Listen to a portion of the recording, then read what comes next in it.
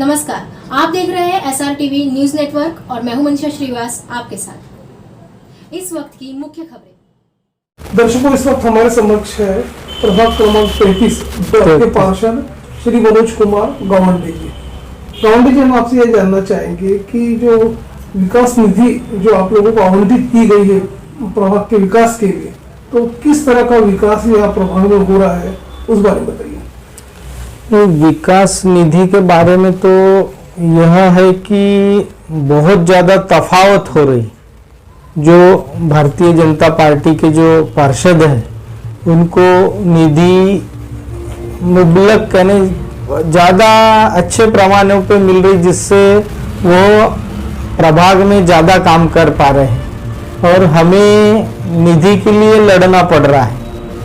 यह हमारी बड़ी समस्या है, क्योंकि सिर्फ 33 लाख रुपए जो वार्ड निधि हमको जो पार्षद को मिलती है, उसमें विकास के नाम पे कोई ज़्यादा काम नहीं कर सकता आदमी। अगर अपने को रास्ते बनाना है या अच्छा जो जरूरी चीज़ें भी है, तो उसके लिए फंड तो बहुत आवश्यक होता।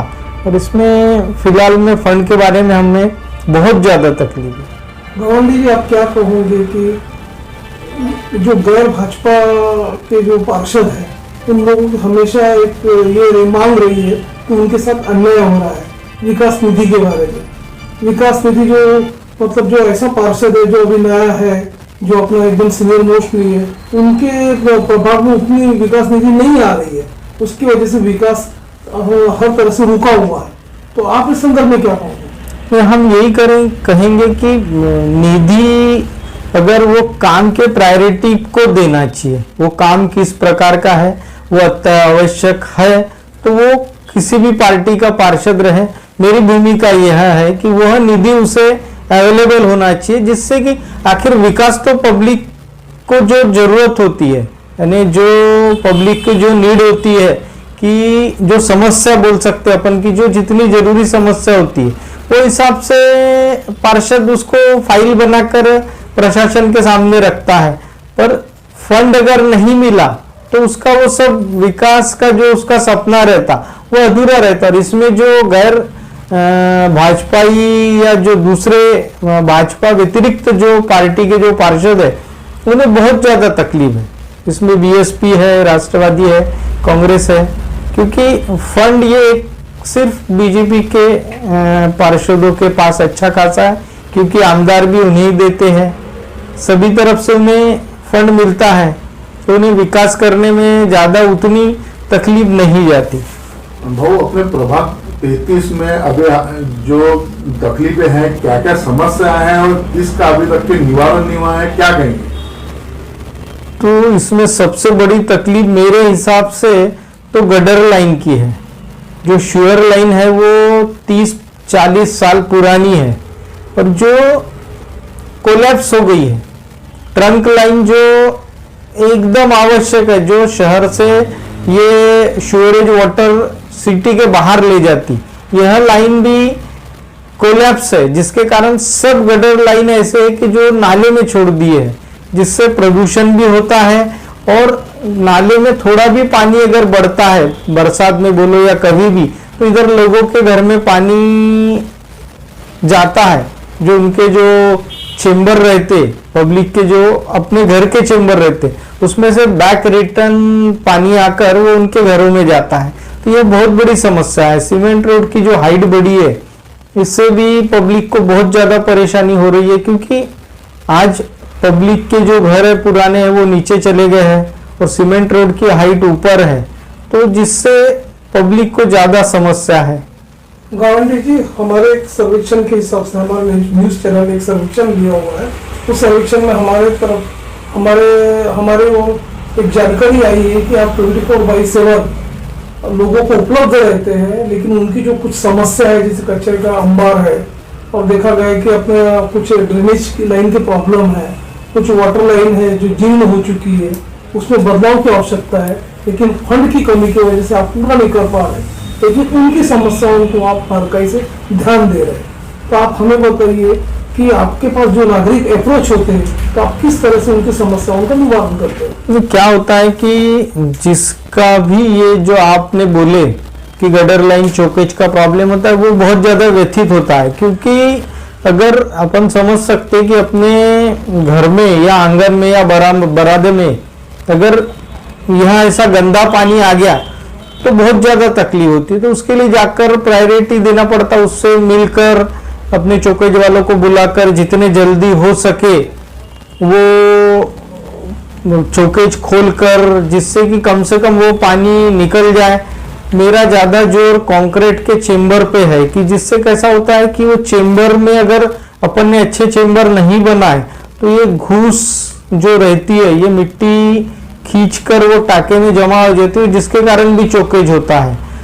जो सपना माननीय है उनके हमारे खासदार जी नितिन जी गडकरी ने देखे हैं, वो भी सपना अभी तक साकार होते हुए दिख नहीं रहा है। मुझे इसलिए खेद से बोलना पड़ रहा है कि 24/7 जो नारा था ये 2007 से दिया गया हुआ नारा था, और आज भी 24/7 एक कागजों पे सिमटी हुई है। लिमिटेड एरियाओं में सिर्फ ये 24/7 पानी दे सक रहे, उसमें भी इनके लिमिटेशन इतने तकलीफ दे है कि आज भी हमारे पास कईयों पब्लिक हमारे प्रभाग से आती है कि जिनका पानी अब 24/7 आप पानी दे रहे, पर पानी मेरे हिसाब से मैं जो सोचता हूँ कि एक गृहिणी अगर कोई खाना बना रही तो उसके किचन ओटे तक तो भी कम से कम पानी रहना चाहिए।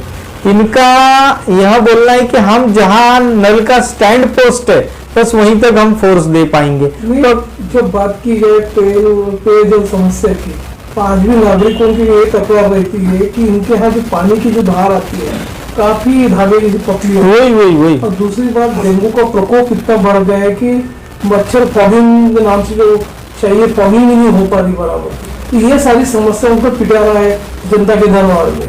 अब आगे चल के आप जब जनता उनके सामने जाओगे आगे के जो इलेक्शन में, तो किस मुद्दों पर आप ये करोगे अपना पक्ष रखोगे, उस बारे में बताओ। नहीं, मैं तो ये चाहता कि जो पानी के बिल आ रहे हैं आज पब्लिक को वो भी ज्यादा है, टैक्स में भी बढ़ोतरी किए हैं, वो मान से सुविधा कुछ नहीं है, कोई टैक्स कलेक्ट करने नहीं आता। बहुत सारी चीजें ऐसी हैं समस्या जो पब्लिक की जो जरूरी में से है। अब मेन चीज तो क्या है कि कईयों लोगों को यहाँ पे अभी भी जो ये हुआ है अपना डेवलपमेंट के नाम पे जो चार्ज लिया गया है एनआईटी ने, अभी तक डेवलपमेंट नहीं हुआ है। एरिया में सिर्फ रोड अच्छे बने नहीं है। कई ऐसे हमारे प्रभाग में एरिया है कि जहाँ डेवलपमेंट लोगों ने भर दिए हैं पर डेवलपमेंट नहीं हुआ। तो ऐसे अनाज बहुत से मुद्दे हैं जो अच्छे वाचनालय नहीं है, अच्छी व्यायामशाला जो बच्चों को आवश्यक है। क्योंकि आज क्या हो रहा है कि हम देख रहे हैं कि बच्चे 18-19 साल के जो हमारी धरोहर है वह नशे में जा रही, क्योंकि स्पोर्ट्स के ग्राउंड अच्छे अवेलेबल नहीं है। तो मैं तो हमारे ने गडकरी साहब से निवेदन करूंगा कि वह ज्यादा से ज्यादा जोर ये बच्चों के ग्राउंड डेवलप, क्योंकि उन्होंने ही घोषणा की थी कि मैं मेरे शहर के सभी ग्राउंड जिनमें एंक्रोचमेंट भी हुआ है उसको खेलने योग्य बनाएंगे करके। पर आज भी आप देखोगे तो जो सुविधा रहनी चाहिए वो नहीं है। बच्चों को मानकापुर जाना पड़ता है, यहाँ से हमारे यहाँ से आज मानकापुर नहीं कुछ तो 17-18 किलोमीटर का डिस्टेंस पड़ता, बच्चा वहाँ स्पोर्ट्स के लिए जाता है। अच्छे स्विमिंग टैंक नहीं है, 1-2 स्विमिंग टैंक है जिनका अपन नाम ले सकते। तो कैसा है कि बच्चों को अगर अपन यह फैसिलिटीज देंगे तो बच्चे कल अपने देश का हमारा नाम रोशन करेंगे, ऐसा मेरी एक सोच है। महानगर पालिका की ओर से ग्रीन जिम हर प्रभाग में दिया गया था, लेकिन ग्रीन जिम का भी काम पूरा नहीं हो सका है। आज वृद्ध और छोटे बच्चे और महिलाएं उनको वहां पर रहने के लिए गार्डन नहीं है। क्या कहेंगे इस बारे में कि अपने प्रभाग में जो ग्रीन जिम का ऐसा है कि ग्रीन जिम का मेंटेनेंस आवश्यक है, और जो भी कंपनी या जो भी कॉन्ट्रैक्टर वो ग्रीन जिम लगाता है वो सिर्फ 1 साल के मेंटेनेंस पे लगाता है, जबकि 1 साल के बाद ही उसका सही में मेंटेनेंस आता है। क्योंकि जब पब्लिक वो ग्रीन जिम के ऊपर अपना एक्सरसाइज करती है तो उसके नट खुलना, किसी का बेरिंग खराब हो जाना, ऐसे छोटे छोटे मोटे जो उसके पार्ट्स खराब होते हैं वो अगर व्यवस्थित उसके ऊपर अगर मेंटेनेंस हो जाए तो वो ग्रीन जिम 2-4 साल चल सकते हैं। पर वो मेंटेनेंस नहीं रहने के कारण भी वो जल्दी से जल्दी खराब होते हैं, जिससे पब्लिक को वो एक्सरसाइज करने में तकलीफ जाती है। और 2022 में महानगर के इलेक्शन होने जा रहे हैं, तो ऐसे में पार्टी का झंडा फड़कना चाहिए महानगर पालिका में। तो आप लोगों का क्या एजेंडा रहेगा और आप यहाँ के जो प्रभाग के नगर वासियों को किस तरह का संदेश दोगे?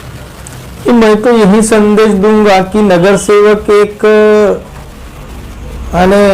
इजी अवेलेबल रहने वाला व्यक्ति रहे, कि जो सिर्फ विकास ही नहीं, अगर किसी की कोई भी छोटी मोटी समस्या रहती है तो वो इजीली नगर सेवक के पास जा सके, ऐसा नगर सेवक रहे और ऐसा प्रशासन